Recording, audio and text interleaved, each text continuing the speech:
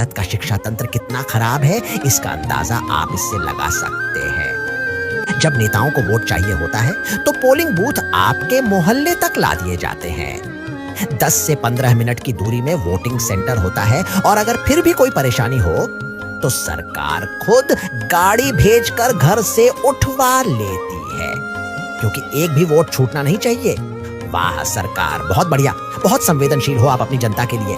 लेकिन जैसे ही बात पढ़ाई की आती है तो यही सरकार बाहरी हो जाती है, अंधी हो जाती है। एसएससी जैसे एग्जाम्स के लिए बच्चों को 500 से 800 किलोमीटर दूर भेजा जाता है।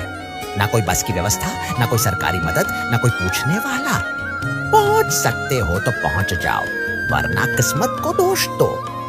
और अगर इतनी दूर सफर करके किसी तरह परीक्षा केंद्र तक पहुंच भी गए तो भी गारंटी नहीं है कि एग्जाम होगा भी या नहीं। कहीं सर्वर डाउन, कहीं बायोमेट्रिक फेल, कहीं परीक्षा ही रद्द। वाह रे मेरे देश का सिस्टम, जहां शिक्षा को हमेशा सबसे आखिरी में रखा जाता है, जहां आवाज उठाने वालों को लाठियां मिलती हैं, जेल मिलती है। लेकिन सबसे ज्यादा चुभने वाली बात यह है कि जो शिक्षक आज सड़कों पर लाठियां खा रहे हैं वो कोई आम शिक्षक नहीं है। यही वो लोग हैं जिनसे पढ़कर बच्चे देश के अलग अलग कोनों में एसीपी बने। किसी ने डिफेंस में नौकरी पाई, कोई मिनिस्ट्री में अधिकारी बना, किसी ने पुलिस, बैंक, रेलवे या न्याय व्यवस्था में नाम कमाया।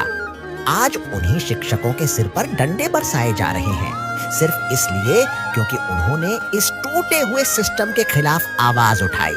तुम वोट दो तो तुम जनता हो, तुम सवाल पूछो तो तुम देशद्रोही।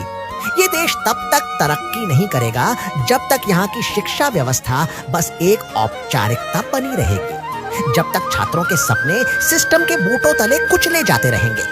आज जो सड़कों पर विरोध कर रहा है वो कल इस देश का इंजीनियर, अफसर, डॉक्टर या शिक्षक बन सकता था, लेकिन सिस्टम ने उसे सिर्फ एक समस्या समझा, और जब समस्या को समझा नहीं जाता तो उसे सिर्फ दबा दिया जाता है।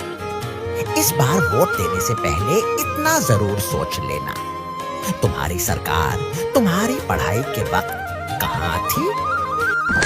जब एक टीचर जो अपनी जिंदगी स्टूडेंट्स के लिए लगा देता है, उसके साथ रोड पर धक्का मुक्की होती है और उसे पुलिस वैन में घुमाया जाता है, तो एक ही सवाल उठता है, क्या इस देश में इंसानियत बची है? नीतू सिंह मैम, आदित्य सर, मोहित सर, विवेक सर, ये वो लोग हैं जो रोज स्टूडेंट्स को सिखाते हैं कभी हार मत मानना, और जब उन्होंने अपने स्टूडेंट्स के लिए आवाज उठाई तो सिस्टम ने उन्हें क्रिमिनल ट्रीट किया। और ये सिर्फ टीचर्स के साथ नहीं हो रहा, स्टूडेंट्स सेंटर्स तक पहुंच रहे हैं, लेकिन गेट पर बोल दिया जाता है पेपर कैंसिल हो गया।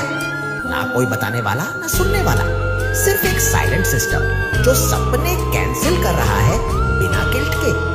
जब सपने टाइम टेबल से नहीं, सिस्टम के मूड से डिसाइड हो तो ये क्राइसिस सिर्फ एजुकेशन का नहीं, इंसानियत का है। लेकिन याद रखो, यही स्टूडेंट्स जिनके साथ आज अनपढ़ जैसा बिहेवियर हो रहा है, कल इसी सिस्टम के सामने खड़े होकर बदलाव लिखेंगे।